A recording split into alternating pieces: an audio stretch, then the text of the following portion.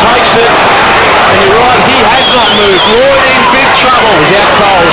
In long, Fletcher with attack. Matera should have taken the football. Had his feet in the end. It's outside 50 half forward and we will get a ball up. Matthew Lloyd has not moved. And full marks to both players do a great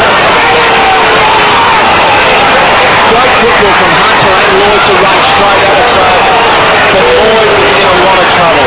Just have a look at this. Well, they've clashed heads, haven't they? Hunter's come up with the blood rule. There's been a clash of heads. He was out before he hit the ground. Oh, yeah. That's nasty. And the last time I remember seeing an incident was as sickening as that, and it probably has been some since, was yourself, Steve. Oh, well, I mean, it happens in footy. You don't like it seeing happen, but when you do clash heads, the likelihood of one of the two players getting knocked out is there, and certainly those two players were committed at that football, and there was nothing illegal about it. So, high drama here at Colonial Stadium.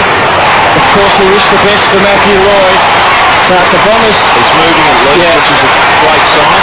Already without James Hird, and now it would seem without Matthew Lloyd for the rest of the afternoon. Just great commitment, and that's probably the best indicator of just how both teams are going at the moment. It's a physical game of football. It is a physical game of football. Essendon got off to a great start, but full credit to West Coast. They have fought back and got themselves back into this game.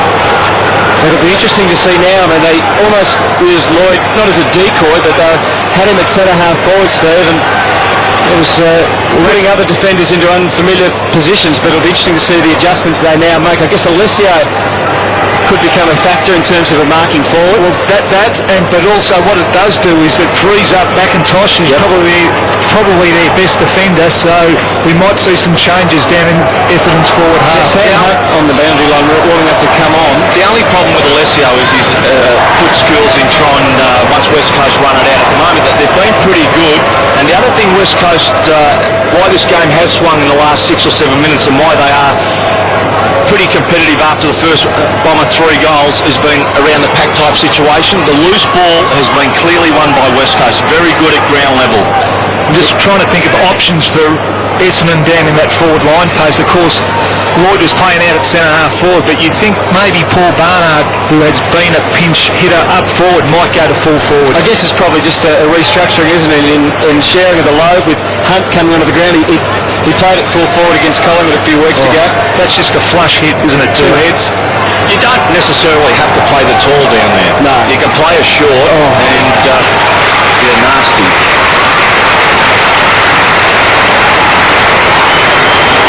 So as Lloyd comes off the ground, and it just shows the fickleness of the game, doesn't it? I mean, you just cannot, we saw it last night, you cannot predict what's going to happen in a game of football, particularly in finals. you just can't take the games for granted. That's what it's all about. There's so many chops and changes. What a horrendous year it's been for the Bombers in terms of injuries to star players. Matthew Lloyd, of course, had the finger injury, and James Hird, his horrific problems as well.